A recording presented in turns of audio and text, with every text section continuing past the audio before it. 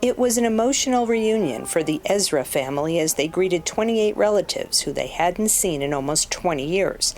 5 brothers who had remained behind in Ethiopia arrived in Israel with their families on a special flight organized by the quasi-governmental Jewish agency. I want to thank everyone who helped make this dream come true and gave us hope. They were welcomed by Israeli Minister of Absorption Pnina Tamano-Shata, herself an Ethiopian immigrant who came to Israel as a child. It is the time that the sky is open and that this pain that I see every day, mothers and fathers that crying here in Israel and children that crying there in Ethiopia, will be stopped.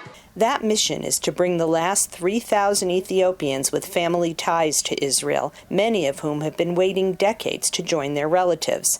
This latest airlift is being funded by both the Israeli government and American Jewish organizations. Last year, the Israeli government promised to reunite families and rescue Ethiopian Jews from Ethiopia's war. But the escalating war is just one reason for this mission, according to some Israeli analysts. I think it has to do, as so many things do, with internal Israeli politics and those in the coming election.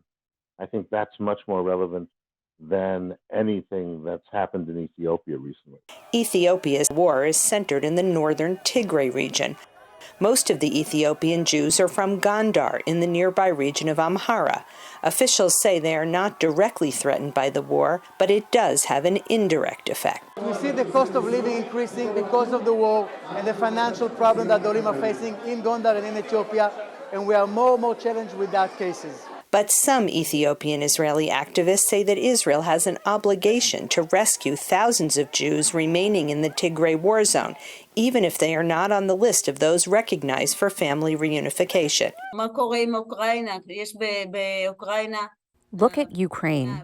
The state of Israel has rescued not only Jews from the war there, but refugees too.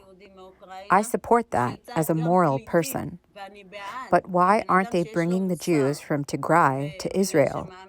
Israeli officials say they see their mission as helping any Jew in distress, and they will continue these flights from Ethiopia for the next few months. Linda Gradstein for VOA News, Tel Aviv.